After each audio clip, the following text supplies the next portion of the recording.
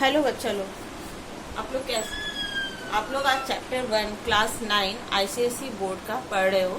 इसमें है meaning and objective of human activity, chapter का नाम है। तो फर्स्ट ऑफ ऑल इसमें टॉपिक्स दिए हुए हैं। फर्स्ट टॉपिक है describe the meaning of human activities. तो व्हाट इज ह्यूमन एक्टिविटीज, पहले ये बात हम लोग समझ लेते हैं। तो human activities are the all those activities which we are doing in our day to day course, like bathing, brushing,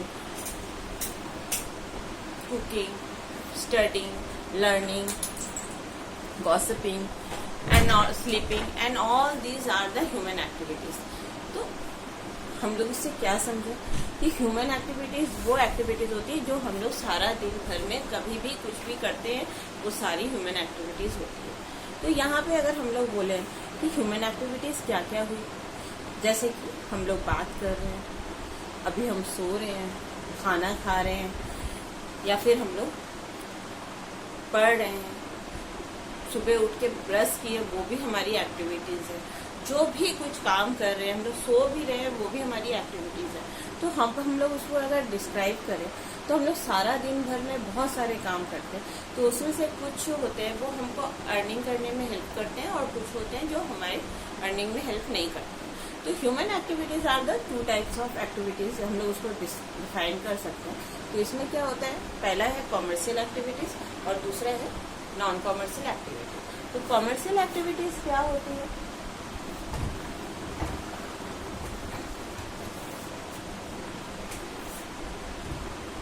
commercial activities क्या होती है? जो एक्टिविटीज हम लोग अर्निंग करने के लिए करते हैं। Activities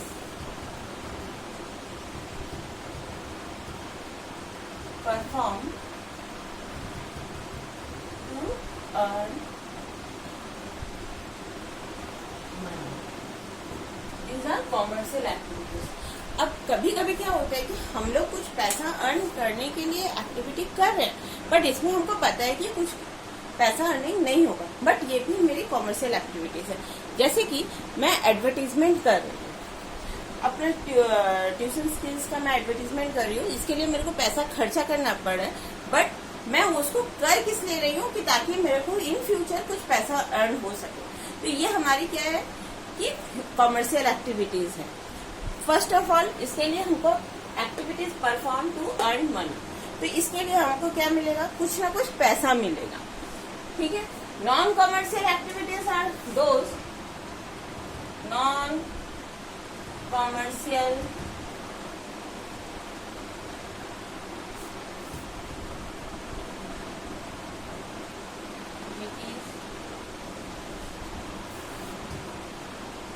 activity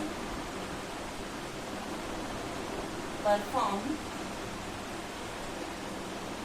not for earning money. These are for love. These activities are performed for love, affection, kindness, etc. That means ये सब एक्टिविटीज है। हम लोग कोई को प्यार करते हैं इसलिए कर रहे हैं, कोई अपने इमोशन की वजह से कर रहे हैं, कोई अपने धार्मिक अपने रिलीजियस वे में कोई पूजा पाठ कर रहे हैं, तो उसके लिए हमको वो सब नॉन कॉमर्शियल एक्टिविटीज में आएगा। कोई के ऊपर हम ना कोई कुत्ते को रोटी दे रहे हैं, तो ये क्या है, हमारी दया के लिए हम ये काम कर रहे हैं, रोटी बना के दे रहे हैं, तो ये हमारी मतलब दया के लिए हम कर रहे हैं। तो इसके लिए क्या होगा, ये एक्टिविटीज जो है हमारी नॉन कॉमर्शियल एक्टिविटीज में आएगी। तो ये जो नॉन कॉमर्शियल एक्टिविटीज है, इसको हम लोग यहीं पे छोड़ते हैं। हम लोगों का काम है कि कॉमर्शियल एक्टिविटीज के बारे में जाने। तो commercial activities are the economic activities, जिसके लिए हम लोग पैसा अर्न कर रहे हैं और पैसा अर्न करने के लिए कर रहे हैं। तो इसमें कौन कौन सी एक्टिविटी होगी जो हम लोग उसको पैसा अर्न करने के लिए कर रहे हैं, जैसे कि मैं टीच कर रही हूँ, उसके लिए मैं फीस चार्ज कर रही हूँ। तो ये क्या हो गई? Commercial activity. मैं अपने बच्चों को जब पढ़ा रही हूँ तो ये क्या हो गया? नॉन कॉमर्शियल एक्टिविटी हो गई, क्योंकि मैं वहाँ पे पैसा नहीं चार्ज कर रही हूँ। मैं रेस्टोरेंट में खाना बना रही हूँ, उसके लिए मैं खाना के लिए बनाने के लिए एक सैलरी चार्ज कर रही हूँ रेस्टोरेंट ओनर के लिए से। तो ये मेरा क्या हो गया कि पैसा अर्न करने के लिए हुआ। लेकिन मैं जब अपने घर में अपने बच्चों के लिए या फैमिली मेंबर्स के लिए खाना बना रही हूँ तो उसके लिए मैं कुछ भी पैसा चार्ज नहीं करती। तो ये क्या हो रहा है? मैं उनके लव और अफेक्शन के लिए ये काम कर रही हूँ। अगर मैं हॉस्पिटल में नर्स बन के कोई पेशेंट की देखभाल करती हूँ तो मैं नर्सिंग के लिए पैसा लेती हूँ। बट अगर मैं अपने घर में कोई अपने बाबा जी की या पापा की सेवा कर रही हूँ और उसके लिए मैं कोई पैसा नहीं चार्ज कर रही हूँ तो ये मेरी नॉन कॉमर्शियल एक्टिविटी हो गई। तो हम एक एक्टिविटी को कॉमर्शियल और नॉन कॉमर्शियल एक्टिविटी दोनों ही हो सकती है।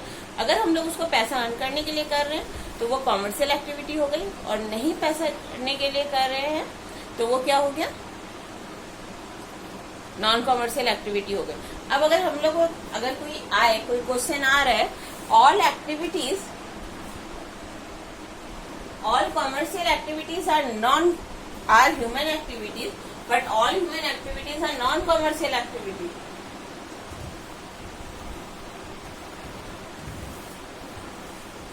अगर ये क्वेश्चन आ रहा है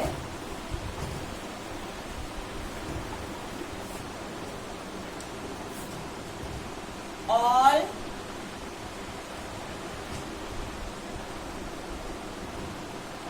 human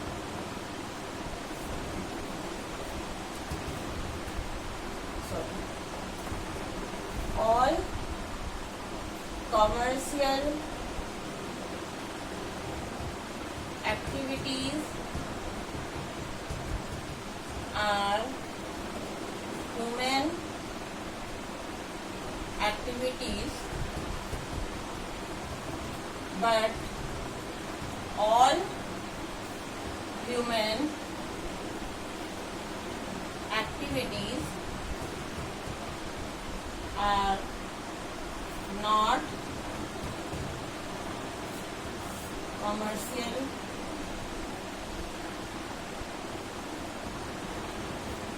activities। तो हम लोग यहाँ पे डालेंगे all commercial activities are human activities, but all human activities are not commercial activities. तो इसको हम लोग किस तरह से एक्सप्लेन कर सकते हैं? क्योंकि देखो, हर जो कॉमर्शियल एक्टिविटीज होती है उसको कोई ह्यूमन ही करता है, हाँ, और उसको ह्यूमन की वजह से किया जाता है, जो कि हम लोग पैसा अर्न करने के लिए कर रहे हैं। तो ये सारी जो एक्टिविटीज हम लोग कॉमर्शियल एक्टिविटीज है वो ह्यूमन एक्टिविटीज, जैसे मैं पढ़ा रही हूँ तो ये क्या है? कॉमर्शियल एक्टिविटी है, और वो ह्यूमन एक्टिविटीज भी है side by side. But her human activity जो है वो सब समय कॉमर्शियल एक्टिविटीज नहीं होती है। जैसे कि अभी मैं गाना गा रही हूँ, अपने मन से ही गाना गा रही हूँ, मेरा मन हो रहा है कि मैं गाना गाऊं, तो उसके लिए मेरे को कोई भी पैसा नहीं देगा, क्योंकि मैं उसके लिए कोई साइट में नहीं गा रही हूँ, मैं अपने मन से ऐसे ही गा रही हूँ। तो ये क्या हो गया? नॉन कॉमर्शियल एक्टिविटी हो गया। तो हम यहाँ पे ये बोल सकते हैं कि हर ह्यूमन एक्टिविटी जो है वो कॉमर्शियल एक्टिविटी नहीं है। तो अब हम लोग सेकेंड क्वेश्चन है, क्या जो कॉमर्शियल एक्टिविटी है, तो कॉमर्शियल एक्टिविटीज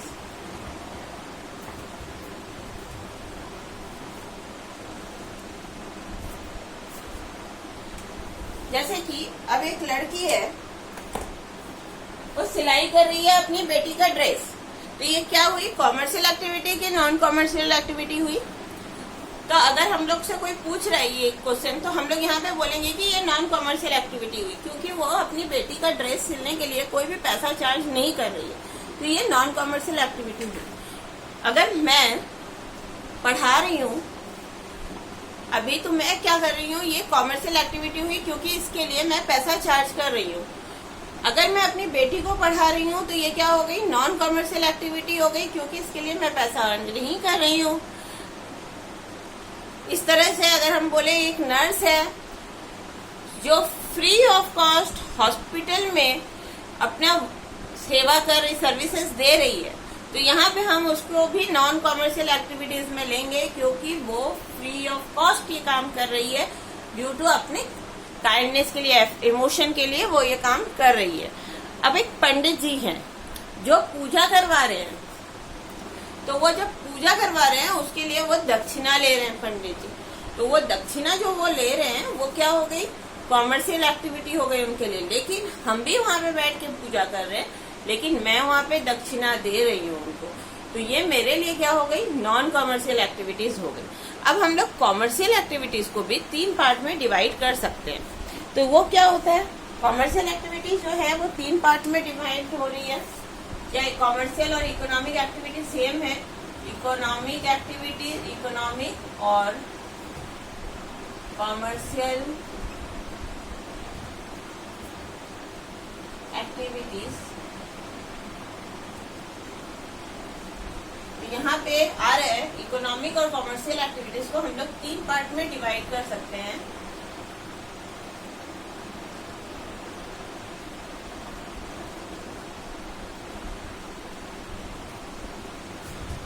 बिजनेस, प्रोफेशन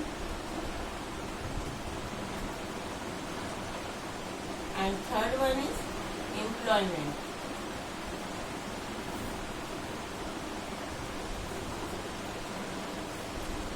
तो बिजनेस, प्रोफेशन एंड एम्प्लॉयमेंट। तो बिजनेस क्या है? बिजनेस वो है जिससे हम लोग डायरेक्ट इनकम करते हैं। जैसे कि मैं एक फ्रूट सेलर हूँ, मैं फ्रूट सेल करती हूँ, तो इसके लिए मेरे को कोई स्पेसिफिक स्किल की जरूरत नहीं है। मैं अपना फ्रूट सेल कर रही हूँ, ये मेरा बिजनेस है, इसके लिए मेरे को प्रॉफिट मिलेगा, जो मेरे को रेमुनरेशन मिलेगा वो मेरा प्रॉफिट है। दूसरा चीज है प्रोफेशन, मैं टीचिंग कर रही हूँ, इसके लिए मेरे को स्पेसिफिक नॉलेज की जरूरत है, जिसके वजह से मैं उनको पढ़ा पा रही हूँ, तो ये मेरा प्रोफेशन हुआ, इसके लिए मेरे को फी मिलेगी। तीसरा है एम्प्लॉयमेंट। एम्प्लॉयमेंट वो एक्टिविटी होती है अगर मैं स्कूल में जाके पढ़ा रही हूँ और मेरे को उसके वजह से सैलरी मिल रही है, मैं अपने प्रोफेशनल सर्विस कहीं और जाके डिलीवर कर रही हूँ, वहां मैं एम्प्लॉय की तरह काम कर रही हूँ, दिस इज एम्प्लॉयमेंट। जैसे कि मैं एक टीचर हूँ, मैं स्कूल में पढ़ा रही हूँ, तो मेरे को वहां पे सैलरी मिल रही है, उसके लिए उस समय मैं उसको जो रेमुनरेशन है उसको फी नहीं बोल सकती हूँ, वो मेरी सैलरी है, तो वो क्या हो गया, एम्प्लॉयमेंट। अब अगर हम लोग अगर इस तरह से बोले तो बिजनेस क्या क्या हो सकता है, जैसे टाटा, बिरला, ये लोग सब वैरायटी ऑफ बिजनेस कर रहे हैं। इवन एक अंबानी भी कर रहे हैं, Reliance,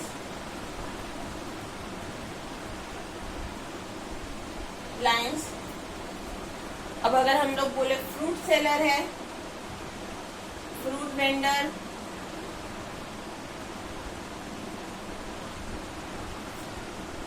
vegetable vendor,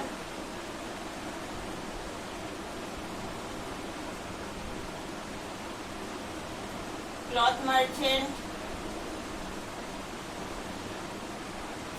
etcetera.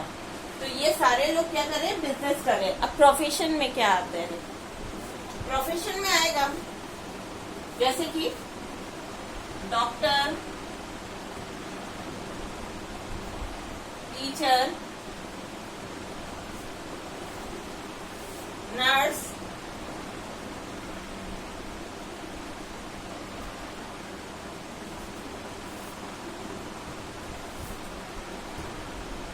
Cook,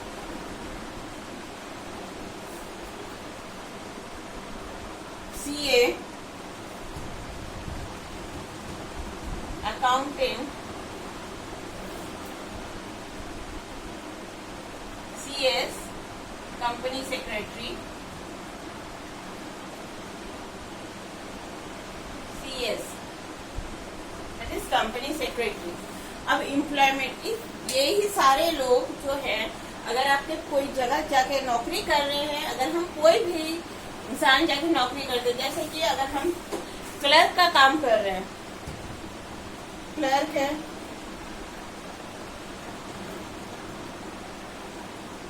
doctor work कर रहे हैं कोई क्लिनिक में एज ए असिस्टेंट डॉक्टर, तो ये भी हमारा एम्प्लॉयमेंट में आएगा। टीचर स्कूल में टीच कर रही है, तो ये एम्प्लॉयड हो जाएगी। नर्स जो है वो क्या कर रही है, अपना अलग से काम नहीं करके वो कोई हॉस्पिटल में काम कर रही है, तो उसको क्या हो गया, उसको एम्प्लॉयमेंट बोलेंगे। कुक जो है वो कोई के अंडर में काम कर रहे, रेस्टोरेंट में काम कर रहे, तो वो क्या हो गया, उसका एम्प्लॉयमेंट हो गया। चार्टर्ड अकाउंटेंट कोई सीनियर से चार्टर्ड अकाउंटेंट के अंडर में काम कर रहा है तो वो क्या हो जाएगा, एम्प्लॉय हो जाएगा वहाँ पे। अकाउंटेंट भी कहीं जाके काम कर रहा है तो वो अकाउंटेंट हो गया। कंपनी सेक्रेटरी अगर कहीं जाके और अदरवाइज कहीं जाके काम कर रहे हैं, अपना पर्सनल प्रैक्टिस नहीं करके वो कोई के अंडर में काम कर रहा है तो वो इसका एम्प्लॉयमेंट हो जाएगा। तो अब हम लोग अगर इनका सैलरी इसको बोलें तो क्या होगा, रेम्यूनरेशन क्या होगा,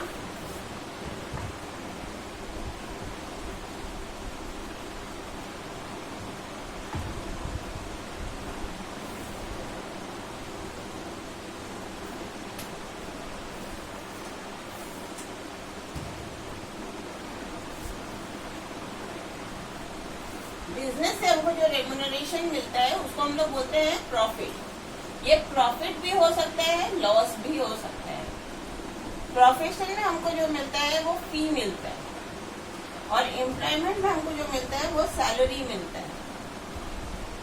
अच्छा, अब अगर हम लोग इसका डिफरेंस जानने की कोशिश करें तो यहाँ पे हमको क्या क्या डिफरेंस समझ में आ रहा है। फर्स्ट है, बिजनेस में उसको प्रॉफिट भी हो सकता है, लॉस भी हो सकता है। तो बिजनेस में जो उसको प्रॉफिट और लॉस हो रहा है उसको हम लोग क्या बोल सकते हैं कि इसका जो रेम्यूनरेशन है वो सर्टेन नहीं है, कभी उसको प्रॉफिट भी हो सकता है, कभी उसको लॉस भी हो सकता है। क्या इसका फिक्स प्रॉफिट और लॉस है? बिल्कुल नहीं। इसको कोई भी अमाउंट का प्रॉफिट हो सकता है, कोई भी अमाउंट का लॉस हो सकता है, क्योंकि अगर वो जितना सेल करेगा उसके हिसाब से और उसका जो गुड्स प्रोड्यूस हो रहा है प्रोडक्शन कॉस्ट के हिसाब से उसको प्रॉफिट और लॉस मिलेगा। तो यहाँ पे क्या है, उसका जो रेम्यूनरेशन है वो फिक्स नहीं है। प्रोफेशन में उसको फी मिलेगा तो वो क्या है, फिक्स अमाउंट है कि वो उसको जितना मिला। बट एक प्रोफेशनल अपनी इच्छा के हिसाब से कोई से भी अलग अलग चार्ज कर सकता है। एम्प्लॉयमेंट में उसको सैलरी मिल रहा है, वो सैलरी क्या है कि उसको एक फिक्स रेम्यूनरेशन है जो कि हर समय फिक्स है।